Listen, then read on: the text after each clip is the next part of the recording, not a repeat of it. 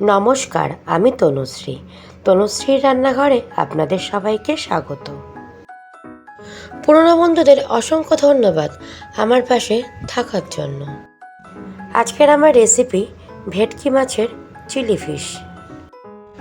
রেসিপিটা ভালো লাগলে স্কিপ না করে সম্পূর্ণ দেখার অনুরোধ রইল। লাঞ্চ হোক বা ডিনার, দুপুরের সাদা ভাত বা ফ্রাইড রাইসের সাথে খেতে অসম্ভব সুন্দর লাগে। চলুন দেরি না করে ঝটপট রেসিপিটা শুরু করি। আমি ভেটকি মাছের ফিলে কিউব করে কেটে নিয়েছি, তাতে অর্ধেক পাতিলেবুর রস ভালো করে মিশিয়ে রেখেছি। এবার 3 রকমের সস আমি অ্যাড করব। প্রথমেই দিয়ে দিলাম চিলি সস, এবার দিলাম টমেটো সস, তারপর দেব সয়া সস,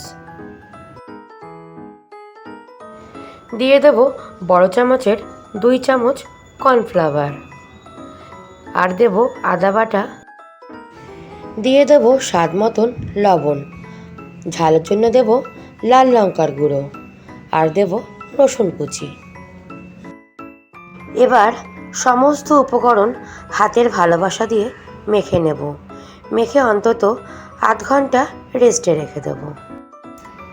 আমি 30 মিনিট পর ফিরে এলাম। কড়াইতে রিফাইন তেল গরম করতে দিয়ে দিয়েছি, তেলও গরম হয়ে গেছে। এবার প্রত্যেকটা ফিশের পকোড়াগুলো লাল করে ভেজে তুলে নেব। আজকের আমার রেসিপি যদি আপনাদের ভালো লাগে, রেসিপিটা সম্পূর্ণ দেখে লাইক, শেয়ার, কমেন্ট আর চ্যানেলটাকে সাবস্ক্রাইব করতে ভুলবেন না। সমস্ত পকোড়া ভাজা হয়ে গেছে।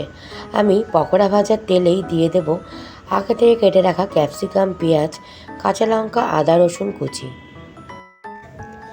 পেঁয়াজ ক্যাপসিকাম হালকা ভাজা ভাজা হলে দিয়ে দেব chilli sauce, tomato sauce, soya sauce আর সামান্য পরিমাণে ভিনিগার। স্বাদ মতন দিয়ে দেব লবণ আর চিনি। সমস্ত উপকরণ ভালো করে মিশিয়ে দিয়ে দেব আগে থেকে ভেজে রাখা ফিশ পকোড়া। পকোড়া দিয়েও ভালো করে নাড়াচাড়া করে মিশিয়ে নিতে হবে। আজকের আমার রেসিপি চিলি ফিশ আমার তৈরি হয়ে গেছে। আমি পরিবেশন করে দেব। পরিবেশন করার আগে দিয়ে দেব সামান্য পরিমাণে ড্রাই রোস্ট করা তিল। রেসিপিটা ভালো লাগলে বাড়িতে একবার হলেও বানাবেন, আর বাড়িতে বানালে আমাকে কমেন্ট করতে ভুলবেন না। আপনারা সুস্থ থাকবেন। টাটা বন্ধুরা।